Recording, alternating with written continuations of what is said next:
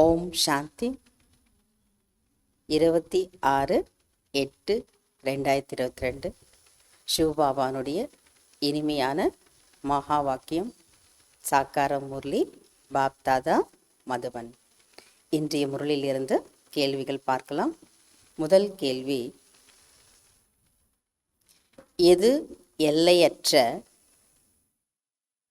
சத்தோ பிரதான முயற்சி?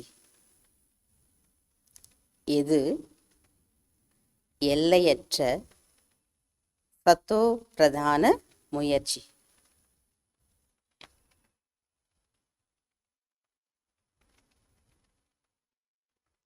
இரண்டாவது கேள்வி, உங்களுக்கு எதற்காக இந்த ஞானம் கிடைத்திருக்கிறது? உங்களுக்கு எதற்காக இந்த ஞானம் கிடைத்திருக்கிறது?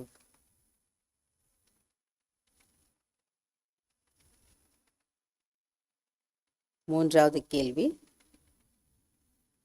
எப்போது குஷி அதிகரிக்கும்? எப்போது குஷி அதிகரிக்கும்?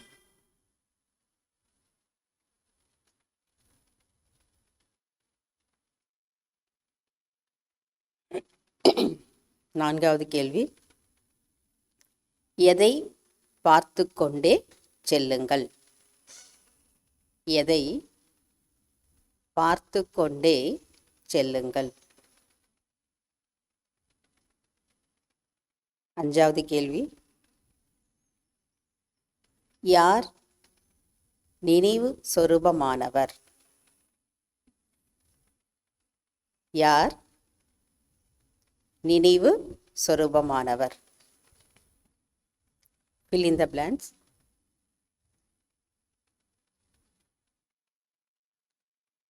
முதலாவது, முழு யோகா இல்லையெனில், முழு யோகா இல்லையெனில் டேஷ்.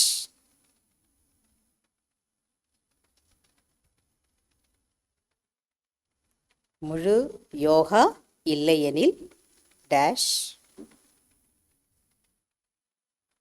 இரண்டாவது, தூய்மை ஆகுவதின் மூலம் டேஷ்.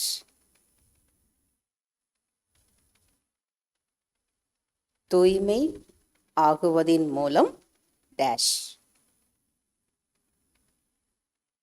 மூன்றாவது, யார் படிப்பார்களோ, யார் படிப்பார்களோ அவர்கள் டேஷ்.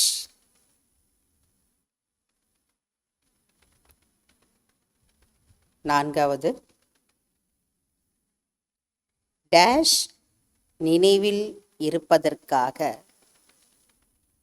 டேஷ் நினைவில் இருப்பதற்காக ஞானம், குணம் மற்றும் தாரணையில் டேஷ் ஆகுங்கள். டேஷ் நினைவில் இருப்பதற்காக ஞானம், குணம் மற்றும் தாரணையில் டேஷ் ஆகுங்கள். அஞ்சாவது, பிராமணர்களாகிய நீங்கள்தான் டேஷ். பிராமணர்களாகிய நீங்கள்தான் டேஷ்.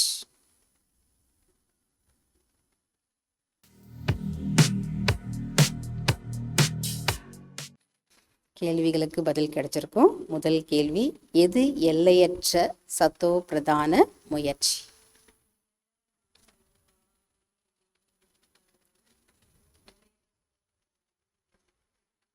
நிரந்தரமாக ஒரு தந்தையின் நினைவில் இருப்பதற்கான முயற்சி செய்யுங்கள். நிரந்தரமாக ஒரு தந்தையின் நினைவில் இருப்பதற்கான முயற்சி செய்யுங்கள். இதுதான் எல்லையற்ற சத்துவ பிரதான முயற்சியாகும். அப்போ இன்னைக்கு நாள் முழுதும் எப்படி இருக்கணும்? நிரந்தரமாக ஒரு அப்பாவுடைய நினைவிலேயே இருக்கிறதுக்கு முயற்சி செய்துட்டாலே சத்துவ பிரதான முயற்சி செய்கிறோன்னு அர்த்தம். ரெண்டாவது கேள்வி, உங்களுக்கு எதற்காக இந்த ஞானம் கிடைத்திருக்கிறது?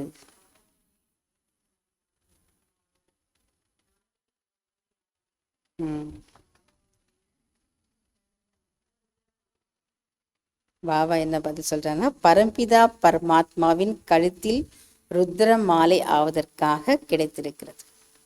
பரம்பிதா பரமாத்மாவின் கழுத்தில் ருத்ர மாலை ஆவதற்காக கிடைத்திருக்கிறது. மூன்றாவது, எப்பொழுது குஷி அதிகரிக்கும்? முழு ஞானம் இருக்க வேண்டும், முழு முயற்சி செய்ய வேண்டும், அப்பொழுது குஷி அதிகரிக்கும். முழுமையான ஒரு ஞானம் இருக்கணும், முழு முயற்சி செய்ய வேண்டும், அப்போதான் குஷி இருக்கும். நாலாவது, எதை பார்த்து கொண்டே செல்லுங்கள்? ஒவ்வொருவரும் தங்களது முயற்சியின் ரிசல்ட்டை பார்த்து கொண்டே செல்லுங்கள். அஞ்சாவது, யார் நினைவு சொரூபமானவர்?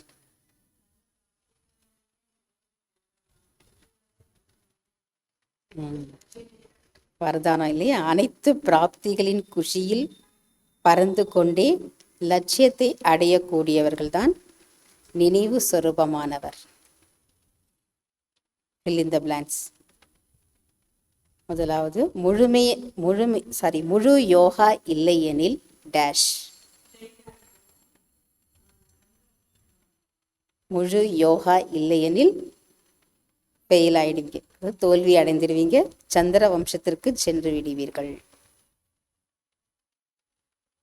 முழு யோகா இல்லையெனில் தோல்வி அடைந்து சந்திர வம்சத்திற்கு சென்று விடுவீர்கள். ரைட்டாவது, தூய்மை ஆகுவதன் மூலம் டேஷ்.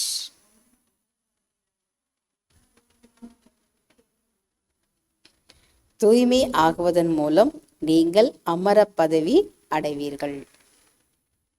மூணாவது, யார் படிப்பார்களோ அவர்கள் டேஷ். யார் படிப்பார்களோ அவர்கள் இதய சிம்மாசனத்தில் அமர்வார்கள். நான்காவது, டேஷ் நினைவில் இருப்பதற்காக ஞானம், குணம் மற்றும் தாரணையில் டேஷ் ஆகுங்கள்.